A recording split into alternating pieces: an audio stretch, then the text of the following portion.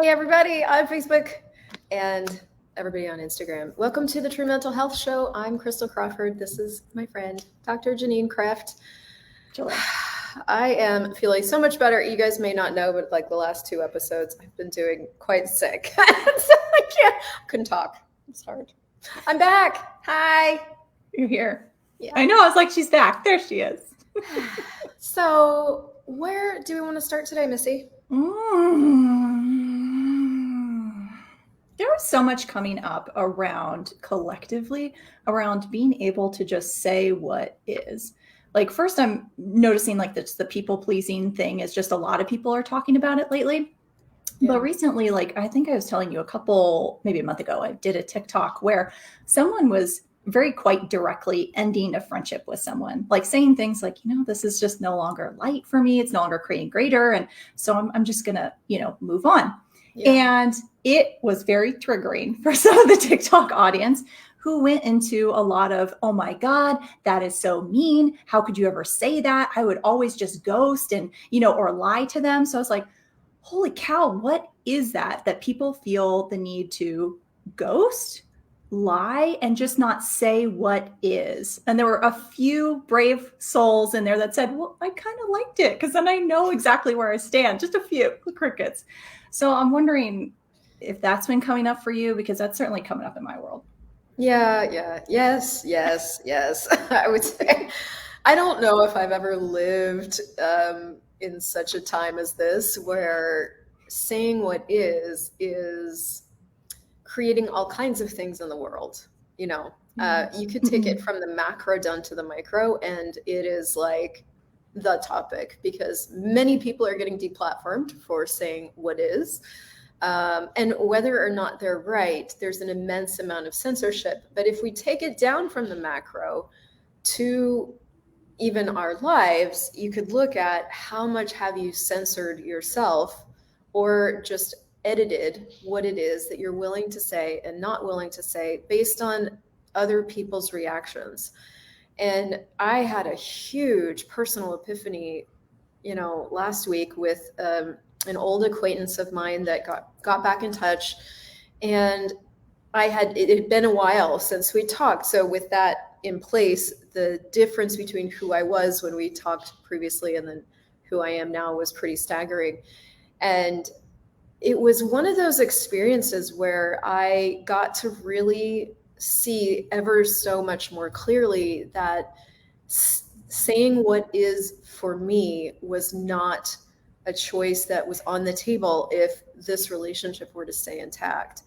And it really got me to look at that whole thing. Like, it really got me to look at, for what reason I was closing my mouth, and what I was willing to say and what I was not willing to say, and what the price was of staying in the relationship with this person was. That was the worst English sentence ever. But it was like, recognizing that there was a price to pay in my world for keeping this relationship. And so it kind of on and on and on with that. So is it up? I would say it's up. And I wonder what conversation we can really have about it that will empower people to have what's functional instead of the thing that we typically choose, which is that shutting down of our world in order not to lose. What's beyond that? Yeah. What's coming up for me is just like this whole idea of being likable. And I'm wondering how much of it is instinctual or wanting to be part of the tribe, right? It's like a survival mechanism, because if you're too different, weird, or not, supported by the tribe, you could get kicked out and like literally die. And so I'm wondering how much of that plays into it. And at what point do you totally lose you? And I know Dr. Dane here always used that example of like cutting pieces off of yourself while you try to fit in the Mini Cooper, which is super relevant. So that was my car.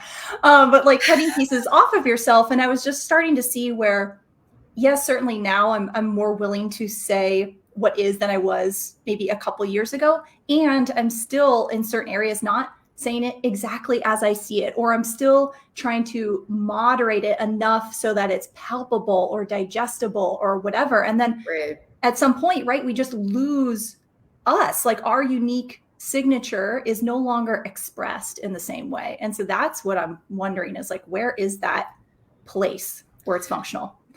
Yeah, well, I do think there's a lot of different things we're addressing in the conversation, like we always do. There's the speak your truth tribe, which is not what I'm talking about, actually, which could be shocking to some because it's like, but you have to speak your truth. That's not really what I'm saying, because people that speak their truth are actually abusing you with their truth. And as confronting as that is, well, I have to speak my truth is not what it is. You don't actually have to speak your truth. But what I have found to be true is that I have to be willing to be what's true for me. And what I was noticing for me, for example, in this, we can use this past scenario as an example, because really you could extrapolate that back to family relationships and everything, is that I wasn't willing to be what was true for me. It got exposed by what I wasn't saying, but underneath what I wasn't saying was this like, am I wrong? Energy going on. Mm-hmm. And it was from there I wasn't speaking, not from, it's not really going to create anything to say anything here. Not from an awareness of what will create and what won't create, but from that place of I can't say anything because, and then you could fill in the blank with like 8 things. So that's really more what I'm addressing, is that where we go into I'm not okay, or somewhere in here I'm wrong and I know it, and therefore I can't say anything, that I think is the I don't even know, the labels of that could be people pleasing, could be probably people pleasing. It's the family of, where we're just sure we're wrong. That's really what that's the thing. Yes, absolutely, because it's like constantly going into the self-doubt. And I think we should touch a little bit more on this, like speak your truth, because that's been definitely a popular thing, especially in psychology and empowering maybe people who've been, victims of abuse or whatnot, survivors of abuse, however you want to think about it. And it's kind of like, well, what is that? Like, what is it about that you mean energetically when someone's like speaking my truth? To me, that sounds like, oh, I got to just say what is, but like, what is the person actually doing? What does it create when they're speaking their truth versus being their truth? Well, you would really have to kind of take this situation by situation, because I would imagine that there's a variety of underlying things that different people are doing with this. But when I've had somebody in front of me usually somebody who wants to speak their truth is speaking at me. They are stating what it is for them. And there's never an inclusion of me in the conversation. There's no conversation happening. There's a shutdown of me with their truth. And you have to look at when you're doing something, what it's creating, if you want any kind of consciousness in your world, And so I've witnessed that in this, I have to speak my truth. And to me, if you look at the energy right underneath that, what I notice is fight. There's a fight to have some sort of, this is what's true for me, as if that's never going to change, as if it's not malleable, as if stating it will be the definition by which I function, and this is what's true for me. And so there's a lot of rigidity, there's a lot of form, there's a lot of structure. And while consciousness includes everything, including form and structure, what I have found is that's still a less than functional thing to choose. There's a malleability that goes beyond speaking my truth that I'm always looking for, that I don't find in that. And when I've been on the other end of somebody speaking their truth, it's always been to control, to make me do something in regards to their truth that doesn't include me, that is not a exchange of two beings seeing what's possible sort of thing, Yeah, because I was kind of getting like, well, when someone's maybe speaking their truth or expressing their feelings, so to speak, it's kind of like usually often can be this judgment of the other person, like a judgment about them, like you're doing this wrong or you're being wrong. So therefore, and that's what I was getting out of the fight to be right. I'm still right in order to speak my truth. I have to be right. And then the receiving end is like, oh, I'm wrong. What am I doing wrong? Like, it must be me that's wrong. Yeah. And then another thing that we don't talk about enough is that when people are doing speak their truth at you, or they're doing you hurt my feelings, or they're doing some feelings, they're actually bullying you. And that's the thing I think nobody's saying right now. That's when huge. somebody does feelings and they're like using them to express to you that you've done this to them, that it's not actually true. It's the thing that they're doing to bully you into the thing they want you to do. Yeah. And to me, that's the say what is that's not being said almost anywhere right now. We're not talking about the purpose of feelings. And this is the thing that I see happening in a lot of interpersonal relationships of like, well, you did this to me and it makes me feel this way. And so therefore I need you to, taking no responsibility for any, it's not taking any responsibility. It's literally putting the ball in your court of like, you are the perpetrator of this thing that you did to me and I need you to change something.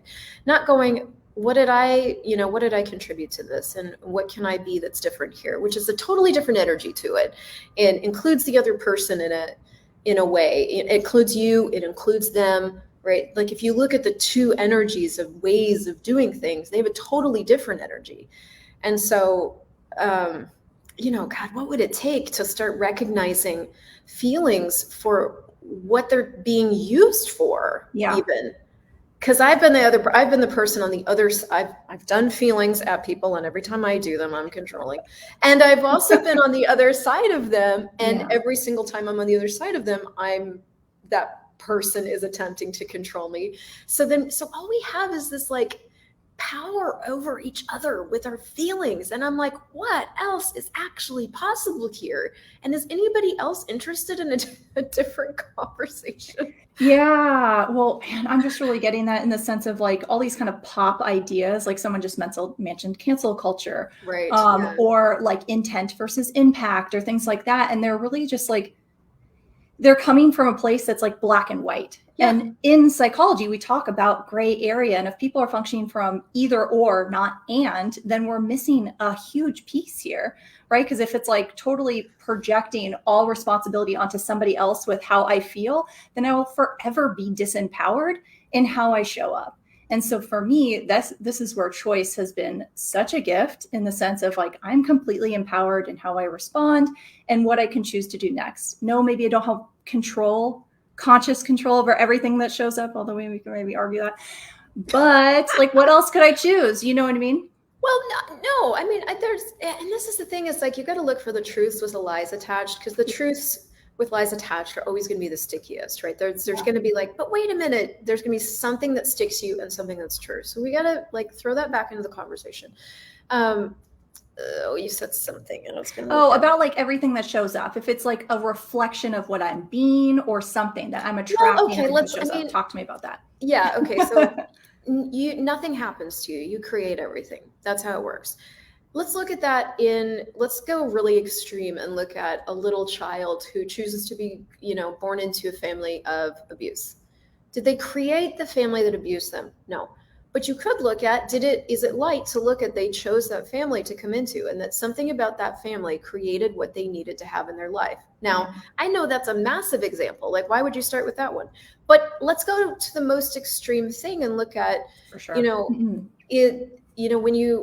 If you're looking at what renders you functional, which is what I'd like to create with these conversations, does it render you functional to put yourself at the effect of the family you chose? Does it render you functional to put yourself at the effect of the friends in your life, the people in your life, right? Like, is that rendering you more functional, or are you more dysfunctional? Like, I don't know what to do. I don't know what to choose. I feel stuck, depressed, anxious, all these other things that come out of being rendered non-functional.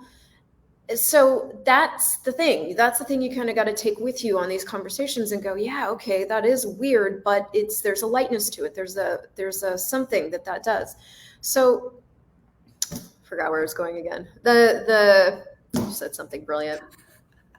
Well, I'm getting like, okay, what is it that the choice creates? in that, in choosing to, if that's light for you, and choosing to follow that reality of, okay, I chose to have these lessons. Oh, nothing happens to you and you create everything. Yeah. So then it's like, okay, so I didn't create my parents abusing. They chose that. People choose to be mean all the time. People choose that.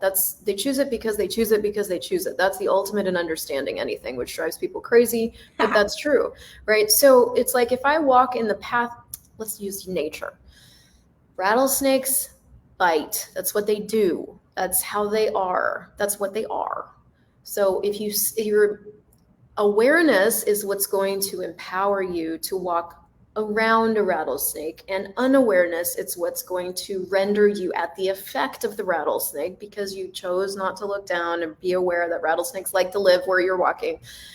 So it's very the same with people. The thing that gets complicated with people is that we get mashed up with like, well, I care about this person and I love this person and this person is my friend. And we get into all these stories that we've created just unconsciously about this person, shut off our awareness. And then we don't see when this person that we love stabs us in the back or bites our ankle, and it can't possibly be true. And then we end up in all these, self-invented traps from what we've decided about that person. So it's like, it's beginning to be willing to start to see what is, which is a huge, like, lifelong adventure, But Yeah. without that, you can't start to see, oh my God, I've just been so unconscious about this person that I keep throwing myself in the pathway of this person who stabs me all the time. I created that. I'm choosing that. I would keep choosing that for what reason could then be a question you ask yourself once you're willing to be conscious of where you've put yourself, in whose pathway you've put yourself. It's more that. Yeah. Well, and it's like, in order to start to lean into trusting yourself and knowing what is true for you versus maybe what you've been taught, because when we're in it and it's like, oh, this feels really real and I hurt this person or what, right? And then we go into all this shame and doubt. It's like, we don't even have access to what we know because we're so distracted by that. Yeah. So I'm wondering if it would be helpful to talk a little bit more about light and heavy, because I sense, even as I have kind of more of an understanding of it, I was seeing as more of like, oh, well, this feels light and this feels heavy versus like the perceiving of the energy. Can you speak a little bit to like what that difference is? Like can I speak to I was also reading what Sarah Crawford said, which is like, oh man, I'm trying to do too many things at the same time. What were you asking? We can go back. We can go back to the goal. But like, okay, so like the difference between light and heavy, because sometimes folks say like, oh, well, making this choice feels really heavy. And I'm like, is it feel heavy, or is it because like there's worry there about like, let's say leaving their job, yet it could be like super expansive or something like that, where people are kind of confused about what is true for them. Yeah. So, I mean, it's the difference between, okay, it's getting that there's two different worlds that we're talking about always. Like, yeah. And we're really talking about two different worlds in these conversations kind of all the time, even though we're not necessarily saying that all the time. It's the world of sensing versus the world of feeling. And, psychology is all about the thoughts and the feelings and the emotions and the receiving or the not receiving. And consciousness invites us to look at a world of sensation, which is perceiving and knowing and being and receiving, which can seem really theoretical and is until you start to get it. And then you're like, oh my God. And then it changes everything, right? So light and heavy is a sensing guidance system. It's to teach you that you do sense things. Your sensation goes beyond your five senses of seeing and hearing and tasting. It's this other set of skills and abilities that you actually do have as a person with a body, as a being with a body, that is completely not encouraged, used, trained about, and only really gets talked about in terms like intuition or your sixth sense or something like that, until you start getting into these, weirdo pools of people like Access Consciousness, where we start really talking about like, well, what do you know? And what is your sense of things? So I think that's important to distinguish, because if you turn a sensing tool into a feeling tool, it's never going to work the same. It's not a feeling tool. It's not, well, this feels light and this feels heavy. It's, Yeah, the sense of that choice is a greater sense of space, right? But you do have to really train yourself. And so that's where you just sort of get into the ring and start using it, right? Like, and use it bad, use it wrong. And most people do. Most people turn light and heavy into a feeling tool. Yeah. Well, this doesn't feel light. That's not light and heavy. That's preference. Again, that's the judgment of what's light rather than the sensation of, well, if I choose this, yeah, that creates that creates more space. That creates a greater set of possibilities. So yeah. Well, I was thinking back to when I left my 9 to 5, and I had like a couple years of just my soul being like, yes, take the leap. Just like, it was just felt like, it was very much like, just go, it'll be fine. Don't worry about it. And I was just like, hello, student loans, lots of years of training. How am I going to make money? What do I do? And you could take those two things of like, this is super light and it makes no sense. And then you go into the sense, like, this is what makes sense. And then look at the sensation of that. And that's really heavy. I'm like, well, maybe what makes sense doesn't make sense. Okay, good. And that's your new guidance system if you're willing. And that's the thing that actually spins you out of all these impossible situations that with logic keep you trapped. And so if you leave logic and really start to look at, well, what choices do I have that are actually going to create more space? That's the different possibility that goes beyond all this other stuff that we've decided has to exist in order to maintain relationships and maintain our tactile connection with what everybody else is telling us is the real thing, you know? Well, it's like that's everyone's reference point. It's kind of like, well, this is what we've been told. This is what is. This is how you be a good person, and this is what you should do. And you got to show up and express your feelings, blah, blah, blah. And so it's like all of that. And so then when you start to look at it differently, it's like, well, am I wrong? Like, what's happening here? And yet viewing it from this perspective just creates so much space. I'm like, how could it be anything else? When I just have that knowing, despite others functioning from a different reality. Yeah. So it's like, how are you using this right now? Like how are you navigating relationships differently? Is it changing for you how you're navigating relationships? Like, it's definitely changing. And I mean, I even talk about this to my husband. I'm like, I'm different. Just so you're prepared. I'm different. He's heard it so much now that he's like, I know you're different. It's just like, I know I've done so many classes of different. I'm not the same. I don't relate the same. I just don't, I don't communicate the same. I don't think the same. Everything is different. And he's so great because he's just so flexible, and he's an Aquarius. And thinks super outside the box. So he just like flows with it really easily. But I found like saying that was helpful to just kind of say what sometimes is. It's for you. To say what exactly. is. Yeah, exactly. And sometimes saying what is for you. It's like, I know you didn't ask, but I'm just saying, I'm just different. Yeah, exactly. And then I'm also getting how, especially since I've been teaching it, then of course it shows up in my life, how if I'm changing point for those around me. And so that will like automatically change the dynamic or change how we're relating in general. And so it's kind of like, well, what works? What is still functional? Like, is it still possible to relate to this person when now we're kind of functioning in totally different realities? Especially after you've been friends with someone for a long time. And I know a lot of folks are struggling with that right now, whether it be to like leave a relationship, leave a job, whatever, if they feel like, but I've had all this time together. And so that's really significant. Yeah. And this is, I think, where like the tools of consciousness will guide you because if you do choose a path like this and you really are like letting go of limitations, then what's going to start to fall out of your world is where you limited yourself with feelings, for example, or you limited yourself with points of view. As those points of view and those kind of whole invented universes are the only thing that can disappear out of your world if you use the tools of consciousness.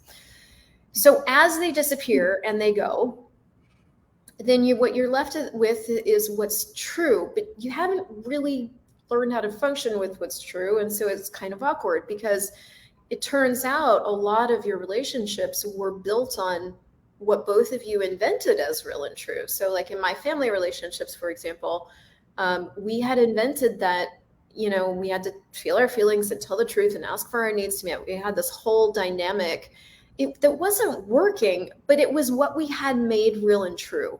And so as I like destroyed and uncreated things and changed all this stuff, and I started to discover that where the space and the lightness was something different. Space and lightness came from something different, not that. And so I was like, well, if it's not that, then what can I choose now? So it thrust me into creating a different way of being, and it had multiple various results, like some people liked them and some people didn't like them. Some people were like, well, if you're not going to relate to me in this way, then that must mean you don't care anymore. That must mean this. It must mean this. And it didn't mean that, but for them it needed to mean that. And so I had to go through a lot of different responses to what was changing for me, and they weren't all positive. A lot of them were, I can't relate to you anymore. If we're not going to talk about these same things and have this same interaction, I can't relate to you anymore. A lot of people chose that path, and then other people showed up that you could have a different kind of thing with, so things change as you're willing to like let go of what you kind of had made the holy grail of relating, and realize that maybe there's other choices. It changes things.